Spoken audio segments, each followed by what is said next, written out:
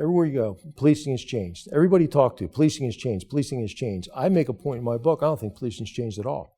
I think that the same principles of policing that have always been around since the constitutional framers wrote the Fourth Amendment, right, I think has not changed. It's still our job to protect and serve.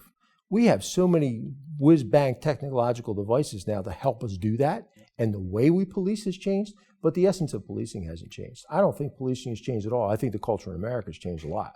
I think and the police are forced to deal with these changing cultures. And I think that's where some of the growing pains are coming from, and some of the controversy and some of the issues that we're seeing rise up. Not because policing's changed, but because culture's changed, and the police are forced to deal with those changing cultures.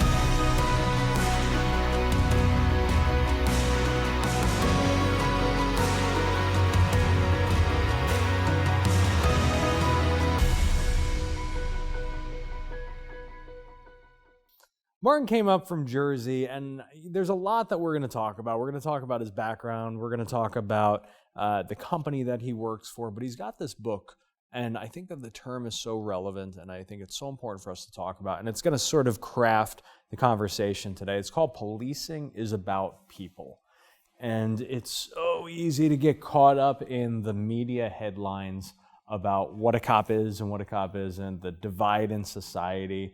So I guess let's start at the foundation. Who are you and what's your background?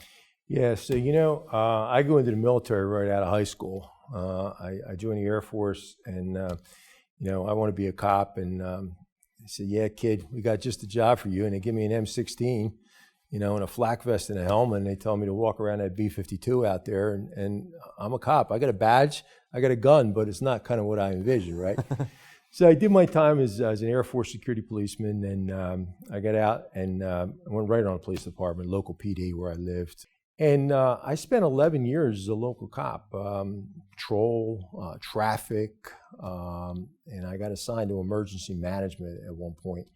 And that opened up a whole new world for me. We were doing some natural preparedness, natural disaster preparedness, hazardous materials. What it did for me, it opened up the ability to understand people from a different perspective, because I wasn't the bad guy cop writing tickets and locking people up. Now I was mediating problems in neighborhoods. I was trying to correct some injustices. So it was a whole different world of policing while still a cop. Never thought I would like it, but it opened up a lot of opportunities. It got me the opportunity to work with the State Attorney General's office in New Jersey and do some environmental crimes investigations. They ultimately hired me. So I spent the first 11 years as a municipal police officer, the next 14 as a state investigator, which again, now I had the whole state of New Jersey. So it was a great opportunity for me. Awesome. What are you doing now? So now I am working for CGI. It's a global IT company. Okay. I am a senior consultant with them. And my job is to interact with police agencies. Some of them are our clients, some of them we do business with, and other ones are folks that I've known for many, many years. I'm still active in the International Association of Chiefs of Police. I sit on our Environmental Crimes Committee because after I retired from New Jersey law enforcement, I spent 15 years with EPA's Criminal Investigation Division, primarily teaching firearms and tactics, but had my hand in the environmental business as well. So Gotcha. It's been a great career. You were sharing with me off camera earlier, we were talking about a buzzword in policing right now, which is de-escalation. Right. And that was sort of part of your background and training before it was a thing. Talk to me about that. It's a funny thing. It's the first sergeant that I worked for, a guy by the name of Bob Rosello. This is 1977. Recon Marine, has a leg blown off in Vietnam, and he convinces a police department to give him a chance. And first sergeant I worked for, it's got one leg. And Force Recon, Marine, Vietnam, several martial arts, highly proficiency. And we would go into a place and I'd be like, I just can't wait to see Rosella just kick this guy, It never happened. The entire time I worked for the guy, I never saw the guy in a fight. I saw him lock up plenty of people. But he would go in, shake hands with the guy, talk to the guy for 10 minutes, and they'd walk out together. He taught me de-escalation before anyone knew what the term was. He showed me that it was much easier to talk to somebody or find ways to get this guy to calm down from the excited state that he's in, rather than rolling around on the ground with the guy. It was much easier to spend those extra few minutes. So once I started teaching firearms and tactics, and I was stationed down at the Federal Law Enforcement Training Center, and we had some of the best instructors in law enforcement down there teaching control tactics, right? We don't call them defensive tactics anymore, it's control tactics, right? And they were teaching the latest and greatest stuff. And I think that we spent so much time doing that we forgot about de-escalation. Now we're doing a great job of making sure that we have curriculum and we're teaching it the way it should be taught. But I got to tell you, cops have been doing it since the beginning of time because they realized early on that it's a much easier way to deal with people. So de-escalation, in my view, is not something new. The way we're teaching it is new and good because we're formalizing that instruction. Before, it was up to the sergeant, the FTO, or whoever, the older guy, to kind of show you the ropes. Right. Now we're formally teaching, which is a good thing. What do you think is shifting faster right now, American culture or policing of American culture? Boy, I'll tell you, everywhere you go, policing has changed. Everybody you talk to, policing has changed, policing has changed. I make a point in my book, I don't think policing has changed at all. I think that the same principles of policing that have always been around since the constitutional framers wrote the Fourth Amendment, right, I think has not changed. It's still our job to protect and serve. We have so many whiz-bang technological devices now to help us do that, and the way we police has changed, but the essence of policing hasn't changed. I don't think policing has changed at all. I think the culture in America has changed a lot. I think and the police are forced to deal with these changing cultures. And I think that's where some of the growing pains are coming from, and some of the controversy and some of the issues that we're seeing rise up. Not because policing's changed, but because culture's changed, and the police are forced to deal with those changing cultures. That shift in technology in American culture is pervasive right now. It's Facebook and Instagram and Twitter and LinkedIn and Google, and everything about that is changing. How do you adjust from a policing perspective with constantly evolving technology? Yeah, so I talk about the cameras. I talk about use of force and a lot in the book. And I talk about the cameras, right? So the cameras are great, right? They give us a perspective that we wouldn't have had, right? Without the camera, we don't have that perspective. But we have to keep in mind that technology is always is limited in its ability to show us what it sees. So the only thing I'm seeing is what the camera's saying. I am not necessarily seeing what that cop's saying, right? And so the technology, how great it is, and the ability for us to do a lot of things with it, we need to be really careful that we are educating ourselves first and the public secondly on the limits of it. So when you think about where we are in society right now, and we've seen attack after attack on law enforcement. We see guys eating their own guns on a regular basis. How do we stop it? Well, I think we would be somewhere else right now if we knew the answer to that question. Yeah. Right. But I'm seeing a momentum in from various venues across the law enforcement community and outside to educate, which is the number one problem, to validate the issue. We all acknowledge it's there, right? We know it's there. I write about it in the book, Police Suicide. One of the things that I think troubles us the most as cops when we see somebody eat their gun, somebody die by suicide, is it really brings home for us. Oftentimes, the officers that are dying by their own hand are good cops. Mm-hmm. They've got great records. They're exemplary. Yep. And when that happens, it hits home.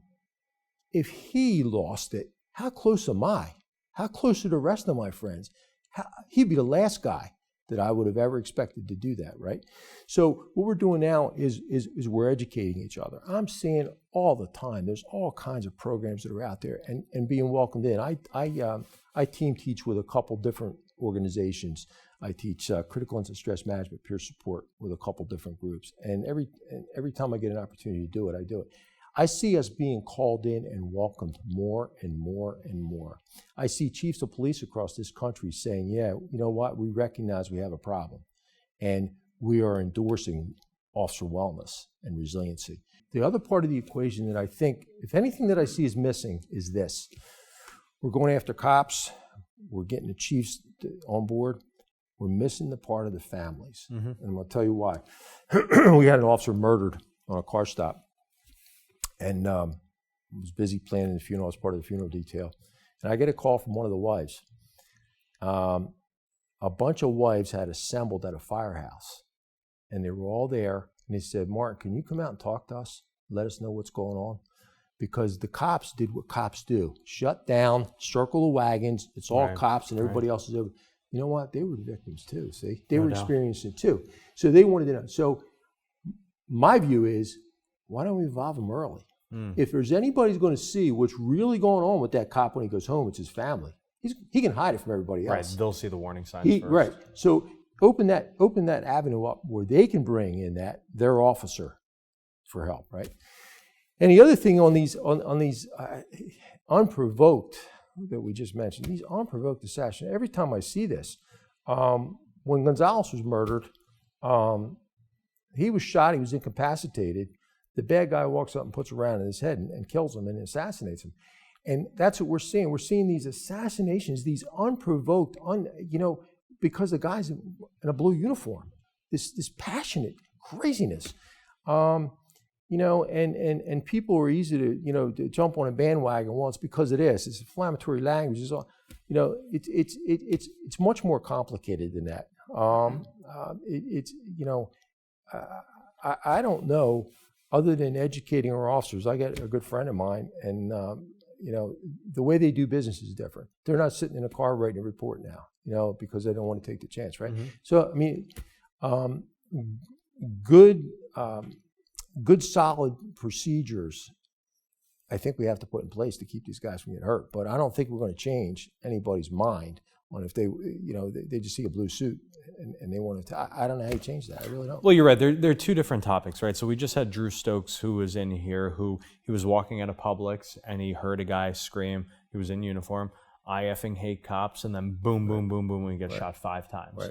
There's only so much that we can do to remove evil from society. And, we could have a whole other conversation over whiskey about rules of engagement and lack of respect starting from childhood. But there's only so much we can do there. I do think that there has to be a bigger conversation happening in the media about the support for law enforcement. My concern is that there are so many chiefs and so many departments that are putting in place simply superficial support from an emotional perspective, because right now they have a liability on their hands. It's almost negligence if they don't do anything and they know there's a problem.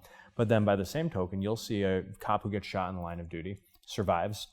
You see the department, and not all departments by any means, but you see this all the time. Department will rally around them. Officer Joe Strong, we're here for you. We have your back. The media reports he's expected to make a complete recovery. And then 2 weeks later, Twitter dies down. The media's done reporting on it. They moved on to the next topic. This guy sort of becomes a pariah in his department because they don't know what to do with him. They don't know how to handle him. It's sort of push him to the side. Eventually, disability, unemployment's going to run out. I can't tell you how many cops I've had who have said to me, I wish that I had been killed when I was shot because my medication's going to run up soon. I can't afford more. I'm going to turn to heroin and I'm going to become a statistic. I mean, just horrible stories that we hear. Right. But then you have the media say they're expected to make a complete recovery. First of all, complete to whom? Second of all, okay, just because that physical wound may heal doesn't mean that emotional wound is going to heal. And the bigger picture there is it's not just that cop. Other officers see that lack of support and they see how he was cast to the side. And I think it all starts to add up. So there's a lot of work to be done here. And not to bring this on a negative note, but I think it's important that we start having these conversations about all of the components that are impacting our officers that are leading to such an increasing number of suicides. Well, when you think about it, so we use the term like warrior, right? For years we were saying we want our cops to be warriors. And right after 9/11, we started using terminology, right? Because we didn't know what was going to happen in this country.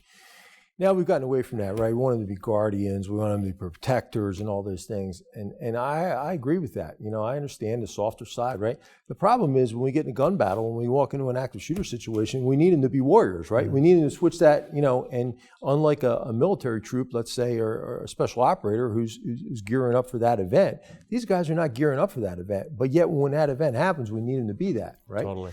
So we see some guys that are able to be resilient, just bounce back from that, and another guy that he doesn't come back. I got a very close friend of mine that never came back from a shooting, and so how do we figure that out? Some of it is in recruitment and hiring. Mm-hmm. Some of it, if we're doing a good job in recruiting and hiring, not 100%, but I think we might catch a guy here and there that maybe this isn't the line of work,